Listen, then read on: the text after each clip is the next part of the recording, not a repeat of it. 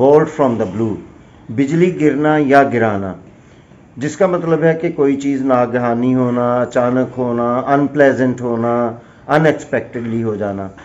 تو اس محاورے کی وضاحت سے پہلے آئیے ہم اس کے تھوڑے سے الفاظ کا تجزیہ کرتے ہیں۔ تو بولٹ کا ایکچولی مطلب ہے آسمانی بجلی یا تیر۔ تو اس سے جو اردو کا محاورہ ہے وہ زیادہ قرینے قیاس ہے، جس کا مطلب ہے بجلی گرانا، لیکن اس میں جو اس کا بیک گراؤنڈ ہے اس کو ہم دیکھتے ہیں تو پھر ہمیں زیادہ سمجھ آئے گی۔ تو ایک فینومینا پایا جاتا ہے کہ جب تھنڈر سٹارم بھی نہ ہو، آسمانی بجلی اچانک سے آ گرے، جو ماہرین موسمیات ہیں وہ اس کو کہتے ہیں کہ بولٹ فرام دا بلو۔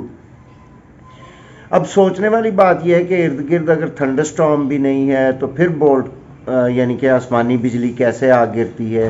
تو سائنٹیفکلی کہا جاتا ہے کہ بجلی میں یہ خوبی ہے کہ وہ اگر کہیں تھنڈر سٹارم ہو اور چاہے وہ آپ سے جتنی بھی دور ہو تو وہ ٹریول کرتی ہوئی میلوں دور تک بھی جا سکتی ہے اور وہ کہیں پہ گر سکتی ہے۔ جب وہ گرتی ہے تو اسی کوئی میٹرولوجسٹ جو ہے وہ بولٹ فرام دا بلو کہتے ہیں۔ اس کے علاوہ بولٹ کا مطلب تیر بھی ہے، تو کراس بو جو کہ ایک بو سے مشینی انداز کی ایک آپ سمجھ لیں کہ کمان ہوتی ہے، وہ تیر بہت دور تک پھینکتی ہے، اور جب وہ تیر دور تک پھینکتی ہے تو ظاہر ہے تیر پھینکنے والا نظر نہیں آتا، تو ایک طرح سے ناگہانی آفت یعنی کہ وہ جو تیر ہیں وہ آپ پر ناگہانی طور پر برسنے لگتے ہیں۔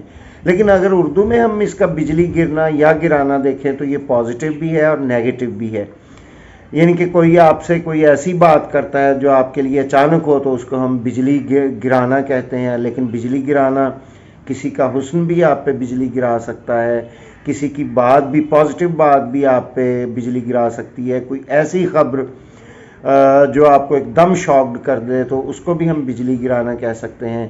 تو I hope you have enjoyed the explanation. اللہ حافظ۔